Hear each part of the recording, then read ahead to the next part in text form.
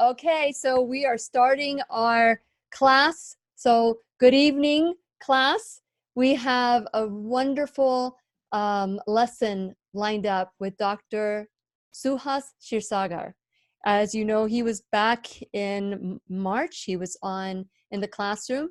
He's got the book, Change Your Schedule, Change Your Life. Schedule change your life. And we're really excited to get him back because when it comes, if you look under Ayurvedic medical doctor, that's the picture you will see, Dr. Suhas. And I'm so thrilled that we have him on back today. So fasten your seatbelts because we're going to learn and grow together. Here we go. So because there's no music, this is going to be edited out, I guess, and we'll be able to start the show now. So here we go. Hello, my listening friend. It's so nice we can meet each other on the air on this beautiful, best day ever. And for those of you who are new to the Lillian McDermott radio show / classroom, since this is a safe place where you can go to when you need a friend.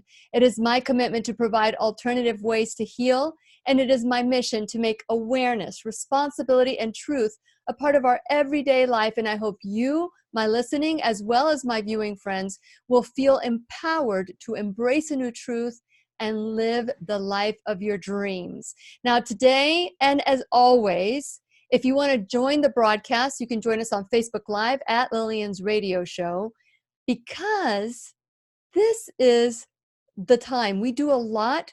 We're about to enter into the holiday season, and many of us love the season because you get to be around a lot of people, do for a lot of people, but we stop taking care of ourselves. Sometimes that's the only time we take care of ourselves, is when we're taking care of others. But today we're going to learn something new. We started this journey with Dr. Suhas Kshirsagar when I discovered the book, Change Your Schedule, Change Your Life. It's a beautiful depiction of what the Ayurvedic tradition, what the philosophy is, and what you too can do to take your health back by changing your schedule in the Ayurvedic circadian clock. Very interesting. Because of Dr. Kshirsagar, I now work very hard to get to bed before the train leaves the station, as he says. And so today we're going to talk about different ways that we can give love back to our body through the Ayurvedic rituals. And it's called self-care. And since it is our sole purpose in life to give and receive love and knowledge, I am so grateful that Dr. Suhas Kshirsagar is here to do just that. Welcome back, Dr. Kshirsagar, to the Lillian McDermott radio show / classroom. Thank you, Lillian. It's absolutely my great joy and honor to be with you one more time. Yes. And more importantly, so happy and proud of the work that you do to bring this wonderful message. That's the way you think, that's the way you live, that's the way you talk, and that's the way you share and inspire millions of people out there. So very, very happy and very proud of your work. Keep up the good work. Thank you. And so I'm going to ask you, because we didn't have much time, move your microphone a little bit closer to your mouth. I just want to make sure everybody hears every single thing that you say. Let me hear your mic. Yes, I just want to make sure that everybody gets to hear me. Yes. I don't know whether they're going to listen to me, but at least they can hear me well. You know, it is such an honor to be able to learn from you. This is, you know, every night I hear your voice in my head. The train's going to leave the station, and that's the sleepy train, right? Yeah, absolutely. Yes. So share a little bit about your background, Dr. Suhas, and how you were able to bring the Ayurvedic that's been around for over 5,000 years into a world that is devoid of that self-care. Well, thank you. And I'm born and raised in India. I'm a classically trained Ayurvedic physician. So I was raised in a traditional Vedic culture where Ayurveda is a way of life. And when I went to school and did my bachelor's of Ayurvedic medicines and surgery, I did my MD and postdoctoral research in Ayurvedic internal medicine. And I was practicing in some rural parts in India when I was invited by His Holiness Maharshi Mahesh Yogi, who was the founder of the Transcendental Meditation Group, to travel around the globe to talk about yoga, Ayurveda, meditation, and probably start some courses about Ayurvedic self-care, rituals, herbs, herbal formulations, food, spices. And I did that for many, many years with Maharshi. And that's how I ended up here in the West. And it gave me a complete idea about the Western lifestyle and how our modern lifestyle is slowly drifting us away from our natural state of health and well-being, and how our routines are becoming a more chaotic, how the so-called modern industrial revolution has affected our physical health, and how can we bring back the ancient wisdom and blend it with the current latest scientific knowledge that we know and present it to people. And that has become my mission. And that is what I've been doing for the last 3 decades, I would say. And we are grateful that you have, because there is a disconnect between the body and the spirit and the mind. There is a disconnect. We want to heal our body without healing other aspects of our lives. And so And I see that all the time, because people keep on dragging their tired bodies behind their active and excited minds. And they are not even aware how exhausted and tired their body feels until it crumbles down and gives rise to a symptom or a disease or a condition.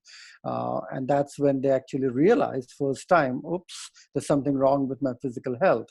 And sometimes it's a bit too late to go back and correct that. So it's as a good mindful practice is to be aware on an everyday basis that what you do for your mind every day, what you do for your body every day, and what you do for your spiritual health and well-being every day is absolutely important.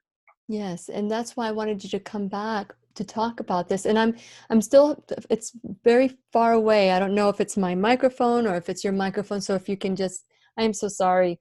There we go. So one of the reasons I wanted you back is that it's so easy for us to neglect our spirit. And I think Ayurvedic combines all three so beautifully. And so let's talk about the principle of the Ayurvedic clock before we go into the self-care practice and routine. Yeah, I think whether we like it or not, we are 100% made in and made by nature. So every natural shift or a change that happens in the nature affects us at a physiological level, at a molecular level, at a genetic level, and that's what I expressed in my book itself.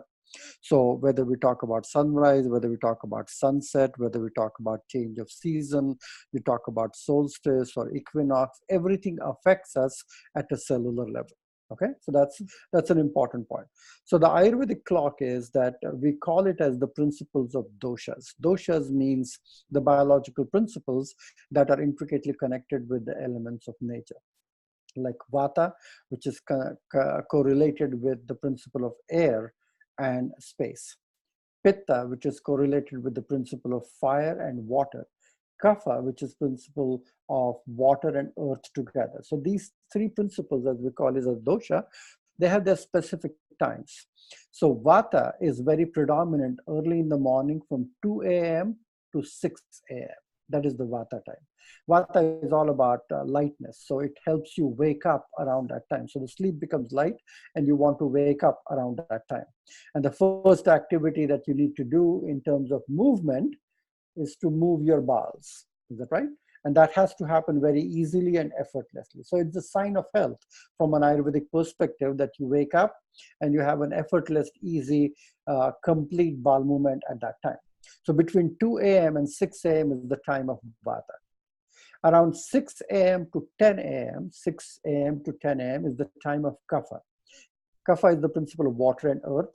So usually you need to be doing some brisk, vigorous exercise during those times. So in the morning, around 6 o'clock, It's a good time to do physical activity and movement. And the latest science tells us that if you do 20 minutes of brisk, vigorous exercise before breakfast, it reduces the chances of having diabetes and heart disease by 43%. That's amazing. That is amazing. So it is again validating the ancient wisdom. So 6 to 10 a.m. is the kapha time, and kapha is a sweet dosha, so it responds very well to sweet, salt, and fat or oil, I would say. So you want to make sure that your breakfast doesn't contain something really sweet and oily and heavy, okay, or cheesy of any kind. So refined wheat flour, sticky donuts and things like that, those are not great things. If you want to drink coffee, which is not a bad idea, but it should not be super sweet or with too much of milk or cream or anything else. You're allowed to have a little black cup coffee. You can have warm breakfast, which is ideally good because kapha is a cold dosha, and you want to eat after you do the brisk, vigorous exercise. So you don't walk into office feeling sleepy, groggy, and tired. When you do the exercise, you're wide awake, and after that breakfast, you're absolutely ready. And from 10 a.m. to 2 p.m. is the time of pitta, fire. And it says that your brain is most active. So about 70-80% of the work can be done between 10 to 12 a.m. itself. And 12 a.m. is the time when sun is very prominent at the zenith in the sky. That's when the whole universe is kind of wide awake in the middle of the day. So is our body, so is our liver, so is our pancreas, so is our intestinal function. Everything is flowing at that time. So lunch should be your main meal of the day. It should be the main meal of the day because whatever calories you consume, you're still going to be active thereafter. Is that right? So when you have main lunch between 10 to 2, so 12 o'clock, 12:30, 1 o'clock is the peak time. So you should have your main meal of the day around that time. And then again, in the evening, which is after 10 to 2, from 2 to 6 p.m. is the kapha time. Is the time when the body actually, is the time 2 to 6 a.m. p.m. is the vata time. So 2 to 6 is vata, 6 to 10 is kapha, 10 to 2 is pitta, and again in the afternoon from 2 to 6 is the vata time. So that's when you feel a little bit more tired, or you need a pick-me-up kind of a drink around 4 o'clock or something. If you have a piece of fruit or things like that, which is a healthy kind of snack, or drinking enough water and keeping yourself hydrated, is a good way to balance that. And around 4 o'clock, 5 o'clock is a good time to meditate, to have a gentle physical activity, maybe some sport, because what we know from the latest scientific research that the neuromuscular functioning is at its peak around 4 o'clock and 5 o'clock in the afternoon. So that's a great time to do a workout or to do some sports around that time. And then 5:30 or 6, it's again a time. So dawn and dusk, these are very important junction points. When the night is ending and the sun is coming out, that is an important time. Again in the evening, when the day is ending and the sun is setting, or the night is setting in, that is the time to go inward. So it's a good time to meditate and have an early light dinner around 6:30 in the evening. Because you need at least 3 hours after you eat food to digest the food very well. So if you eat around 6:30 or so, by 9:30 you are done with the macro digestion, with the grosser part of the digestion. And when you do that easily and effectively, then you go to sleep when the food is completely digested. So you don't feel sleepy, sluggish, tired. The channels are much more open. The body can get things done, what it needs to be doing. Because again, in the evening around 10 to 2 p.m., 2 a.m.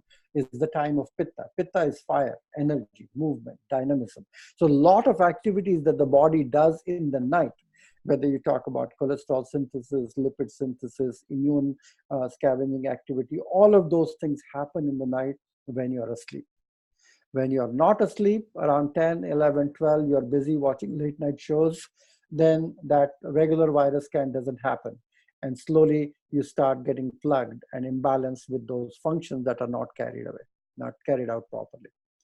And again, in the night from 2 a.m. till 6 a.m., the vata time. So you start feeling a little bit light and waking up easily. Since you ate an early dinner, you can wake up rather easily. That's the challenge that I see in my clinical practice. Hmm. People eat late dinner, and that's what creates a lot of problem. So before this, I actually wrote another book, which was called as the Hot Belly Diet. The Hot Belly Diet, That's and the right. premise of that was eat late to gain some weight and sleep late to gain some weight.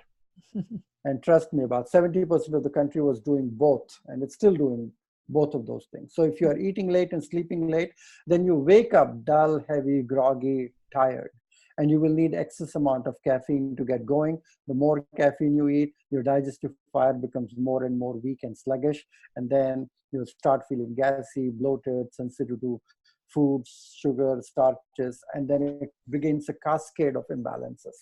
So this cycle, the clock of the doshas is very important.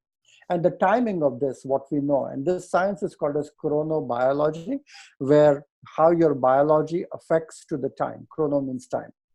So there are cycles of chronobiological times. We talk about circadian rhythms, about the day and night cycles. We talk about lunar rhythms, which is the 14 days of lunar cycle of waxing and waning of moon, in which the ocean responds to it, the tides respond to it. 70-80% of our body is water, so it is an ocean of a different kind. So even that responds to the lunar rhythms and the tidal rhythm. Then there are celestial rhythms of various planets and things that are moving in the orbit that are creating various gravitational pulls and electromagnetic pulls on the body itself. So this whole science is very well thought after, I would say. This tells us that we are intricately connected by Mother Nature. And we can't keep on ignoring or rejecting what the simple norms is. The animals follow it, the birds follow it. They leave the home by dawn and come back by dusk. Is that right? They know Yes. exactly what to do. And we are the ones where we are trapped to our clocks and calendars and iCals and things like that. And we forget these things. And as we keep on disrupting our deeply embedded circadian rhythms, and these are all entrained in, these are molecular clocks which are set, and there are hormones that are secreted, there are enzymes that are released. It's almost timing. There are these irrigation timers that are connected in the body that work at a specific time. And when it doesn't happen that way, that is when you're more likely to have a disease. And these diseases are related with the disruptions in your circadian rhythm. So I think it's a great question to ask, and it's a very simple answer to that is just look outside your window and follow it accordingly. I love it. So when Dr. Kshirsagar was in the classroom last time, we went through the time and the clock a little bit slowly. So this is more like a review because we want to get into the self-care aspect of Ayurveda. And so you can go to whenyouneedafriend.com and check out the on YouTube or on Facebook, or you can listen to the podcast at whenyouneedafriend.com. So that was a quick, very well, it's hard for someone who doesn't understand or study, when it comes to the pitta and the kapha and the vata. It's like we just need to do a class just on pitta, just on vata, just on kapha, so that we can really immerse ourselves in it. Because once we identify with the type, the dosha, once we identify, then we can say, oh, well, these are some parameters that I can go by so that it will give back to my body, give that love back to my body. And so I had And mentioned. there's an interesting point to all of this, because even the diseases that we know are also triggered at a specific time. Depression is at its peak early in the morning around 6 o'clock at the junction point between the vata and the kapha time. Depression is at its peak around 9 o'clock in the morning. That is the time when you have the maximum number of heart attacks that happen at nine Wow. o'clock in the morning. The triggering of the migraines that happen early in the morning before you even wake up. Asthmatic attack happen around 10 o'clock in the evening, 11 o'clock in the gout attacks are happening in the middle of the night, in the pitta time of the night. The ulcer breakout happens in the middle of the night. The arthritic symptoms are really worst early in the morning when you wake up, and in the evening in the vata time. So there's a logic and science to how the body is waxing and waning and pulsating with the rhythms of nature automatically. Isn't it beautiful? You know, we are so perfectly created. And the moment we detach ourselves from that source of our creator, it's a time that the machine, the beautifully created machine, starts breaking down. And so there's certain things that we can do to love ourselves. And I've been doing a lot of research about self-love and the interaction of when you don't have self-love, you attract people who don't love you the way that you should be loved. So if you don't love yourself, how are you going to attract anybody else that loves you too? So it's a mindset that once we grab a hold of it and say, wow, I can't expect anybody to love me more than I love myself. And so in part of the Ayurvedic, I remember going on an Ayurvedic retreat and receiving a massage and getting the oil on my forehead and was drenched from head to toe. I think I had an oil spill on my body. So it was a wonderful, nurturing experience that I had never had. And then after that, they did a class on Ayurvedic cooking. And honestly, I felt like I was home, but I wasn't ready. I wasn't ready at the time. So some of the things that have happened throughout, Dr. Suhas, is that people have come into my life and they've said, oh, you need to do some dry brushing, or you need to scrape your tongue. So this was given to me by Kim. She's an Ayurvedic practitioner here in Brevard County. And it's Healing Elements Ayurveda. And so these are some of the things that I've been incorporating, oil pulling, things like that. So can we go through the different ways that through the Ayurvedic tradition, we can love ourselves and fall in love with ourselves so that we can attract people that love us just as much as we love ourselves? It's interesting you use the word love, and the Ayurvedic correlate to the word love is called as sneha, Sneha? S-N-E-H-A, sneha. Sneha means oil. Ooh. Okay, so I think the biggest takeaway point from our session today for all the viewers and the listeners is that drying and dehydration is aging, and keeping the body oil, lubricated, flexible, soft, and supple is reversal of aging. As simple as that. So every time you become dry, stiff, shriveled, your enzymes dry out, your juices dry out, the skin becomes dry and saggy, that is all aging. And that is at a cellular level. So when the cells are moist and lubricated, so you talk about oil spill on your head, and it does feel that way because you have millions of pores on your skin, and your skin literally absorbs this oil like a blotting paper. Mm-hmm. So one of the key Ayurvedic routine, which everybody should practice, is doing a self-massage with oil. The most recommended oil from an Ayurvedic scripture is sesame oil. Sesame oil? Sesame oil. You can use coconut oil if you live in a cooler climate. In tropical countries or drier places, you can use coconut oil also. These are all extra virgin, organic, cold pressed oils that you should be using. Even olive oil can be used. Okay. Mm-hmm. So when you apply oil, this oil is transdermally absorbed, and it makes everything soft and flexible and keeps everything youthful. And especially the high friction areas, the sensory areas that we talk about, needs more moisture, oleation, and lubrication. So putting few drops of oils yourself in your ears, maybe you dip your little finger and roll it into your ear canal and keep it a little bit moist and lubricated. Same with the nasal passages, that you keep your nasal passages lubricated. You apply it over your eyelids. Sometimes you can even put a drop of ghee or oil in your eyes directly. I just had that done.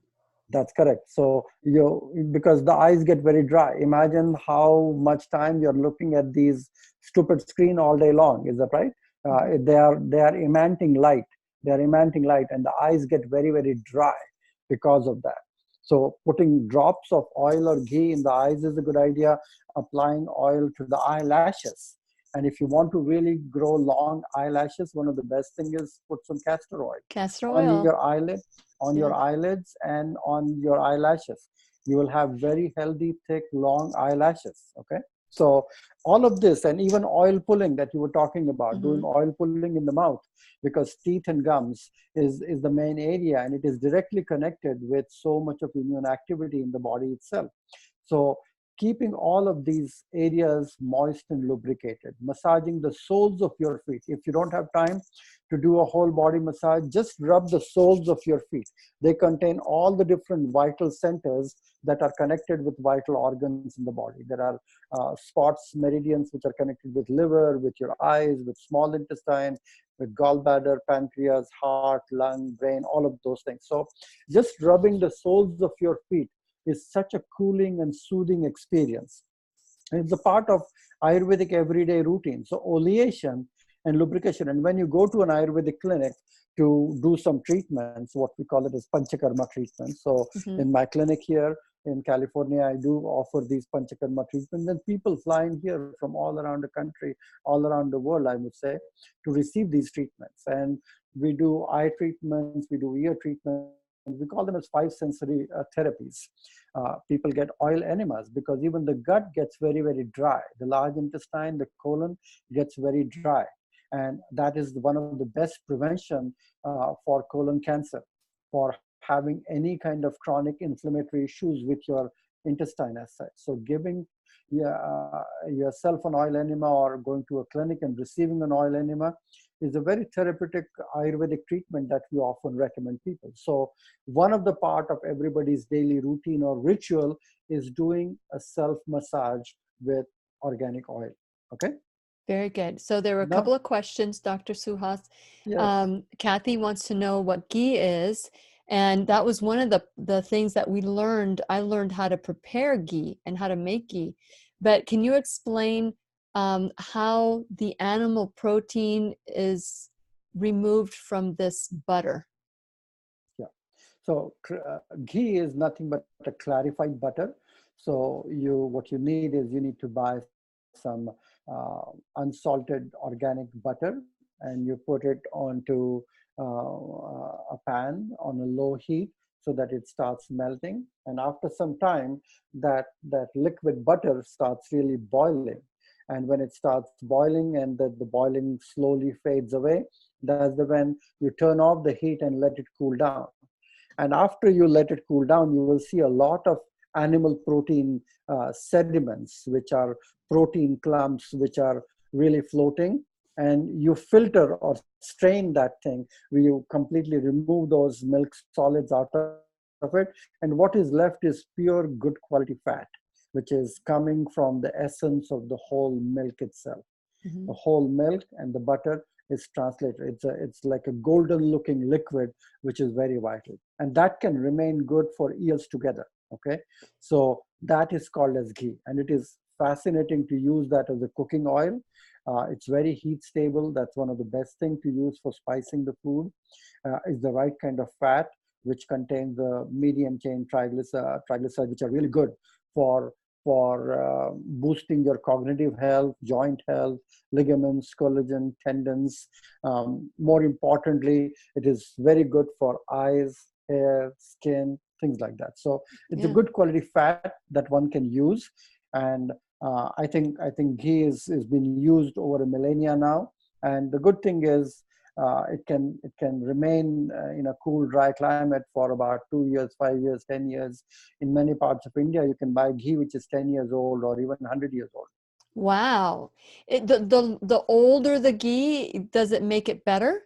It becomes more medicinal value. It becomes Wow. stronger and more effective. The more older it gets, the more pricier it gets. And you don't have to refrigerate a 100-year-old ghee? You don't have to. You Isn't just that keep it in a amazing? cool. Cool and dry place, So that's right. it burns out all the animal product so that you can, and it'll sit on your cupboard. And I've had ghee for a long time. I bought some ghee, but I was just in an Indian market, and they were telling me that they had ghee made in the United States and they had ghee made in India. And so I asked the difference. And so we had a long conversation about the difference. It was probably prepared the same way, but the cows in There's a lot India are difference. different. Yeah, No, there's a lot of difference because here we keep cows in a very small confined area, correct. That's what and she. we feed them grains. We feed them grains in order to have more meat in them. And Mm-hmm. once you are having an overweight, obese animal which is fed like that, and they are given injections of antibiotics for having better meat and things like that, Yes. then that quality of that milk that we are getting is not healthy. And that's where you get the butter from, that's where you prepare the ghee from. All those qualities percolate down there. Yes. But when you have a country where cows are revered, they're loved and respected and appreciated and not slaughtered that much, and they are free range cows, they are roaming around and eating mostly grass, okay, mostly greens, and that ghee is much more lighter, that is much more vegan in nature, that is Mm-hmm. much more healthier, and does not contain this unwanted antibiotics and injections and pesticides in the food itself. So Mm-hmm. I think the quality of the ghee, you can feel the difference immediately. Absolutely. And I went ahead and I bought the Indian ghee, or the ghee from India. And I am so looking forward to having my husband try it, and trying a little bit of it. I don't eat a lot of oils, and perhaps maybe that's something that I can maybe use for my skin more. No, And I think it was an old school thought that fat is bad, yeah. but now it has come full circle in latest scientific research that fat is absolutely good for you. Depends upon what kind of fat. If you're eating raw oils like extra virgin olive oil, sesame oil, flax oil, good quality ghee, that is really good for you. It will not make you fat. Well, There I'm are not books. concerned about fat. I just had Dr. Caldwell Esselstyn in the classroom yesterday. He was our teacher. And he says that oil hurts the endothelial wall. And the more oil you have, the more damage we cause to our endothelial wall. Then I have Dr.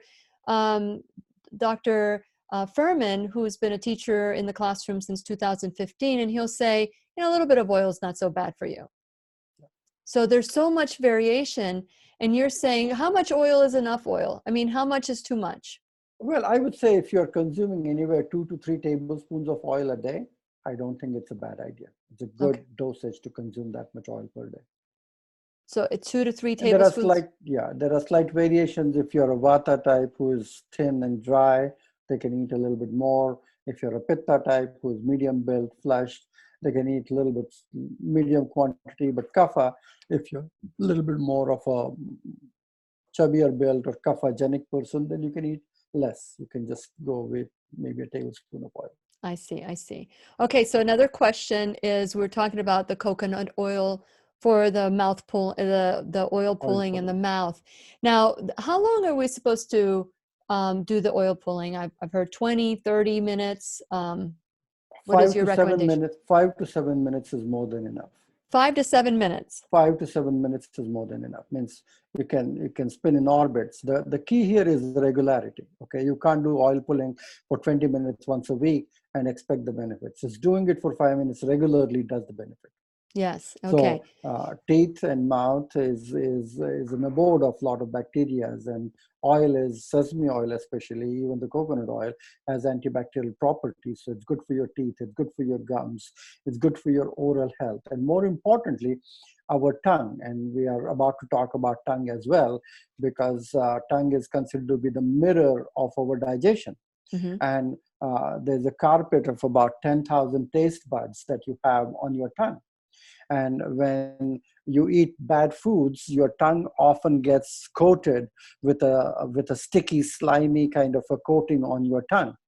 And that prevents you from recognizing the taste of the food. That's why you see people adding lots of salt and pepper and Mm-hmm. more spices and Tabasco sauces and stuff like that on the food, because they are unable to feel the taste of the food on their tongue.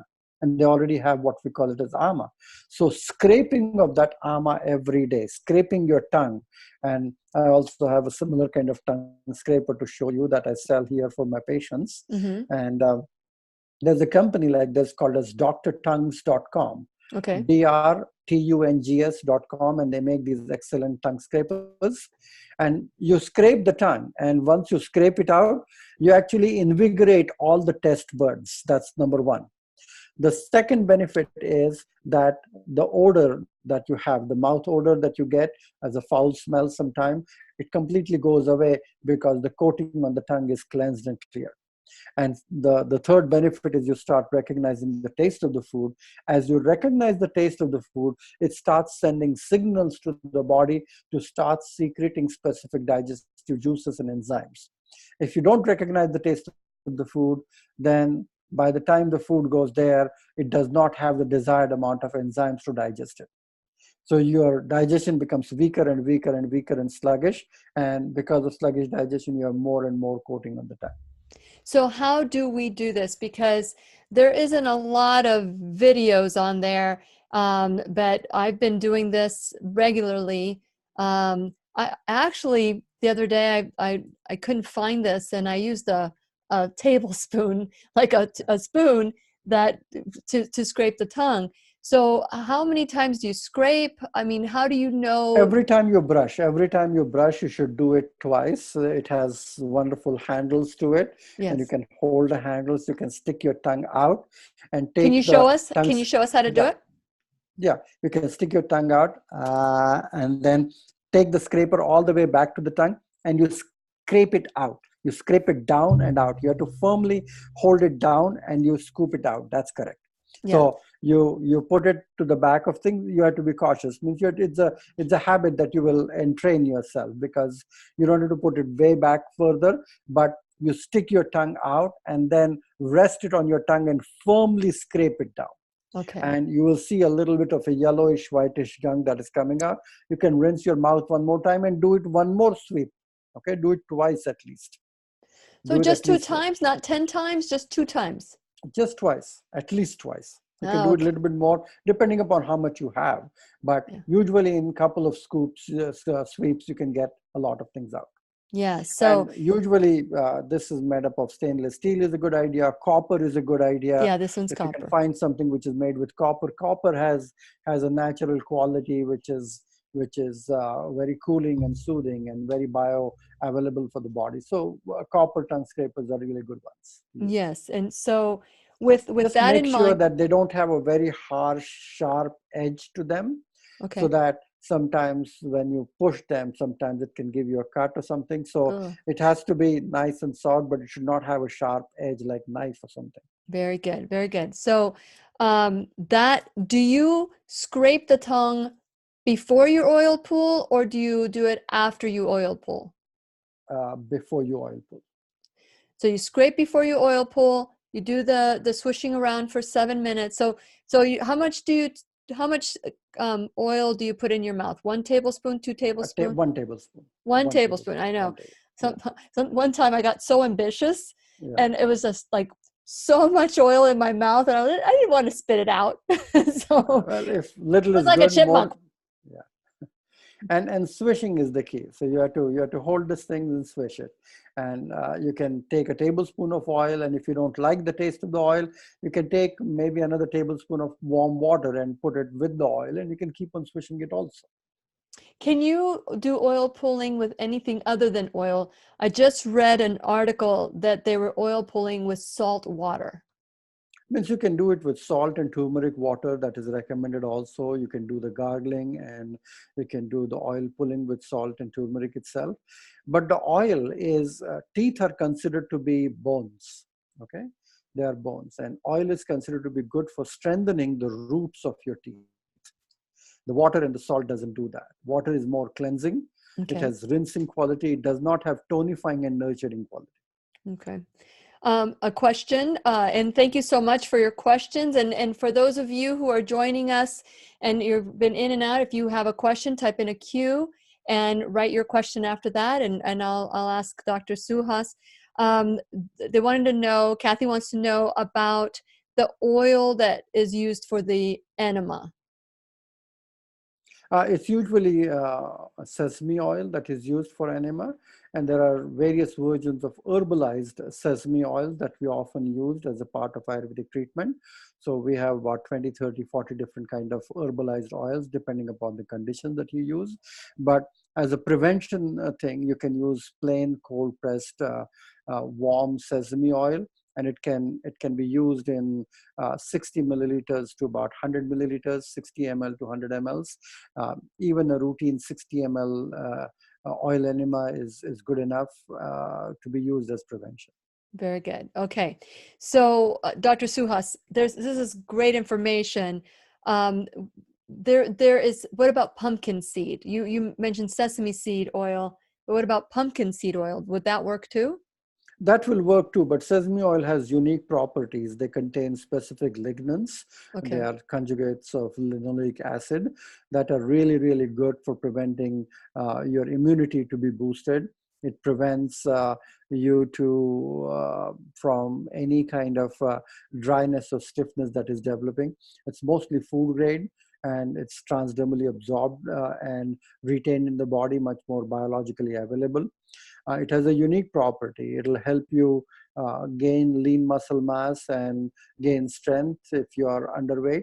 And it'll also help you lose weight if you are slightly overweight. I am going to go get some. I've never used sesame oil, but again, you're saying organic and cold press. Cold press sesame oil, yeah. Is there anything that they add to oils that we need to know not to have it? The toasted ones are quite commonly sold, but those are not the ones to be used. That wouldn't be cold pressed. Any oil which is toasted, which is heated, it's not a good oil. They're already becoming rancid. Okay, so you want it to be cold pressed. And do you keep that room temperature, or do you put it in the refrigerator? No, you keep it at room temperature. Okay, so the next thing, and I don't know if you're going to show us how to do this, but this is another tradition that I've been told that now when I do it, I absolutely love it. I just love dry brushing. So can you explain what dry brushing is about and why we should do this? I think dry brushing, the technique of this is called as gharshana. This is an Ayurvedic term. It's a bit complicated word, but I am going to write it here, called as gharshana. Gharshana means friction. So it's a frictionless rub that you're doing for yourself to slough out any unwanted heaviness that you have in the skin. Mm-hmm. So it pulls out any slough, any dead skin cells that are there. It invigorates to improve circulation. And more importantly, it is very powerful to improve your lymphatic return back to the heart. So it warms the skin, it improves the circulation, and as you scrub it, it brings the lymph back into circulation itself. So it's very good for kapha type, kapha, which is more of a heavier build. They have a more tendency towards accumulated subcutaneous fat in there. So this frictionless rub, which is called as gharshana, is a routine Ayurvedic recommendation that we give out. Some people like to use brush. Some people like to use these kind of gloves that we have that we give out to people. And instead of doing something like the brush, you can literally put your hands in here like this, yes, and literally rub yourself with these. What kind of those gloves made from? These are raw silk. It's silk. Uh-huh. These are raw silk, and it has a very slightly roughage kind of a quality to it. And when you scrub over skin, you can do it. You can mold your hand, the brush. You are unable to mold the brush to do everything, but this can be done for your fingers, for the wrist, for the joint. You can move it whatever way you want, and they are available. They are called as raw silk gloves, and you can use this. And the good thing about this is You can even apply a little thin film of oil on your skin. Say you apply a little bit of sesame oil, and this can rub the sesame oil and do both the benefits. You can oleate, lubricate, and still do the sloughing activity with these raw silk gloves. So And how long I does think it that, so, because I've had this for years and years and years. means these can be used until it gets torn or anything, but they are dirt cheap, and you can use one pair of glove at least for a month or so without any problem. So the whole point of dry brushing, of course, you said to get the lymphatic system, but there's so many different people that have different ideas of what dry brushing is about. So when you start, do you start with your feet and work your way up to the heart? Do you start with your hands and work your way down to your feet, or work, because you're working towards the Always, heart? always moving toward the heart. So whenever you're doing something, you move it towards your heart. So that's the way to do it. Okay. So So it's if moving. you do the above and Yeah, below, above, below also. Above and yes. below also, it's moving everything toward the heart, whether it's blood, because the direction of the blood is usually from the heart going to the tips, okay? Mm-hmm. Whether it's the fingertips or the toes or wherever it is. So our job is to bring it back into circulation. Yes. Your blood, any puffiness, any swelling. It's very good for some low grade of puffiness or swelling that you have underneath the skin itself. There are two benefits of this. Number one is it helps you lighten up the weight, helps you lose swelling, puffiness, improve circulation, improve lymphatic retention. Lymph is a very rich source of testosterone. It's a rich source of dopamine, serotonin. So many hormones are there. And once you bring the lymph back, it is really, really good for improving the cardiovascular health. But Interesting. If people don't dry brush or move their lymphatic system, it could cause issues with testosterone? it can create hormonal depletion, yes. Interesting. And one of the things that Ayurveda is describing this for youthfulness. All of these techniques that we're describing today, tongue scraping, oil massage, oil pulling, putting oil in your nose, eyes, ears, oil enemas, dry brushing. These are things that you don't have to go and have someone do it for you. You can do it yourself. Mm-hmm. And those are the rituals that we're discussing today. These are all meant for reversal of aging, for boosting your sexuality, boosting your sexual vitality and health. It is also good for improving your cognitive health, because the oxygenation, the circulation, and everything that you do, because it's itself is an exercise. It's like when you're massaging your own body with your own hands, you release a lot of neurohormones and neurotransmitters which are in the skin. And that gives you a feeling of well-being. That gives you a feeling of happiness. That gives you a feeling of your own attention, as if you're doing something for yourself. And that's the premise that you started, that you are falling in love with your body one more time. Mm-hmm. And that's your full-time job. Taking care of your knees, taking care of your ankles, wrist, everything. That is Yes. your full-time job. And once you do that all day long, you get this feeling of high that you have done something good for yourself today. Yes. And we're going to be doing a class on how to dry brush. I think it's next month. Not next month. Yeah, in November. I'm trying to remember what day it is. Brooke knows, but we'll just, if you are a subscriber at whenyouneedafriend.com, you'll know before everybody else does. So go to whenyouneedafriend.com, please subscribe. And while you're there, like my social media, share the videos, share the good news about how we can take our health back and how our bodies are beautifully made. And that if we just get out of the way and deal with all those past traumas, deal with everything that we don't want to deal with, but we drag it around like a sack of potatoes, let's heal together. Let's work together and spread the word.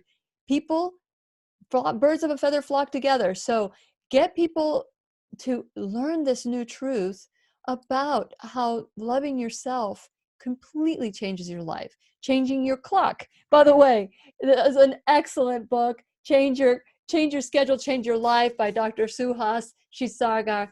And it's a great way, it's a wonderful read and a great way for you to start learning, taking a step closer to loving yourself. So I want to encourage you, because there's not a lot of this information out there, to help us grow the classroom.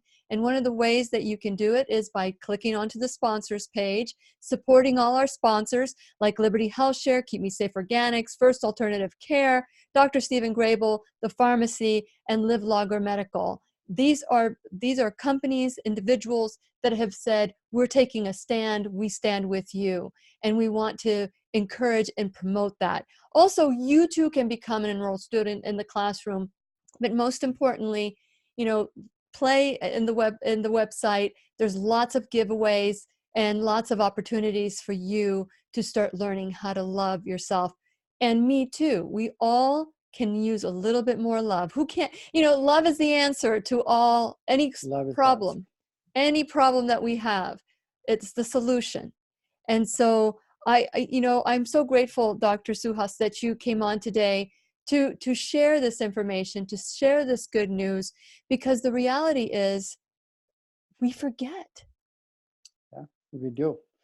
And as you're talking about love, you love absolutely. We can see it, that you love what you do. Mm. And same with me. I absolutely love what I do. Yes, and we should tell all of our viewers and listeners to keep on doing things that they absolutely love, and catch yourself saying that more often, that I love what I do. Absolutely. And for those of you who want to learn more about Dr. Suhas Kshirsagar, you can go to ayurvedichealing.net. That's ayurvedichealing.net. And I want to encourage you to get this book and either get it on Amazon or go to his website. And your beautiful wife also is into self-care as well. She's a doctor. Would you like to give her a plug, share anything about her? Absolutely. Dr. Manisha is a wonderful specialist of Ayurveda in the field of women's health, skin, and beauty care. She has written a beautiful book on enchanting beauty. And it's all about the rituals that we are talking about are described in great detail in that book, called as Enchanting Beauty, for your inner, outer, and lasting beauty. I love it. We need to get her on. We absolutely, and I'll make sure that she connects with you. Yes, absolutely. So today, let me see. Do we have any more questions? Name of the glove, Dr. Suhas. What is the name of the glove? The same word that I wrote, Gharshana, gloves. They are called as Gharshana. Okay, so I typed it in. So you guys have it there, and so that you can review it. There's so many different ways to heal, Dr. Kshirsagar. Is there any, before we go, because we're getting close? The good thing is about portability. You can put it and take it wherever you want, and when you're traveling and things like that, it's much more easy. You can also type raw silk gloves, silk gloves, and you do the same. Can you get that on your website? Yes, they can contact us and we'll be happy to send them. Wonderful. It's not listed on the website, but they can call us and we'll be happy to mail them. How long? Because we barely get out of bed and grab a hold of our phone and start working. I find myself really like putting the phone somewhere else so that I'm not tempted to do it. What is your advice as how much time should we give ourselves for the self-care routine? Well, I often tell people that 1 hour before you sleep in the night and 1 hour after you wake up, you should not touch your computer, your cell phones, any gadget that connects you with any of the messages, social media, or anything. And that's where we can spend the time. It's good to know that I don't need to swoosh for 20 minutes. Although I multitask. I might be swooshing while I'm doing reading my devotional, or so I'm doing two things at once and trying to catch up the time. And how long should the dry brushing take? Again, it depends how comfortable you feel. If you're doing it more regularly, it can be a quick ritual, less than 10 minutes. 10 minutes. Okay, wonderful. Well, Dr. Kshirsagar, I am just thrilled for our time together. I want to encourage, although you are not listening to the disclaimer, but please know that any changes that you make, you need to consult your physician and take care of yourself. And so, Dr. Kshirsagar, thank you so much for being a part of today's classroom. You're a wonderful teacher, and I'm looking forward to our next conversation. So please remember, I'll be right here waiting for you worldwide at whenyouneedafriend.com. This is Lillian McDermott and Dr. Suhas Kshirsagar wishing you love, peace, joy, and unexpected abundance. Make it the best day Ever. ever. Good job. Good job. Awesome. Okay. Thank you. Thank you. And so let me just give some time for the editing. And namaste, everybody. Thank you so much, Kathy, for asking all your questions. This was wonderful. And is there anything that we didn't cover, Dr. Suhas, that you would like to say? I think this was good. So a link to my previous book, Hot Belly Diet, would be a good idea also if people want to find that out. That's right. And that's then right. I think we talked about my wife, Dr. Manisha, before. Let me see if she's free. Just say hello to her and then you guys can connect. See, let me just see if I can find her. Okay, one second. Okay. So this is what happens with live. You guys are all here. Let us know where you're from. And if there's any questions when Dr. Suhas comes in, I would love to. Last time he was on, he was, there she is. Look how beautiful. Hi. You know, I've been stalking you. Oh, there you go. I've been stalking you on your channel. So you do such a great job. We'd like to invite you to come join us to talk about the beauty, Ayurvedic beauty, and how to take care of ourselves through the Ayurvedic tradition. Okay, wonderful. We will do that sometime. Yes, would love that too. I would like to. Thank you. Thank you so much. And I know that Dr. Suhas came on today and you do a lot. The name of your book, when did you write your book? 2015. 2015.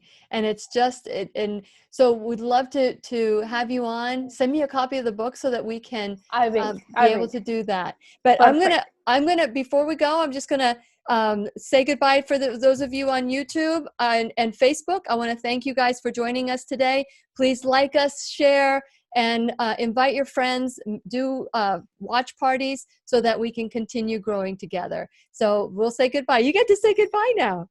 Bye-bye. Thank you.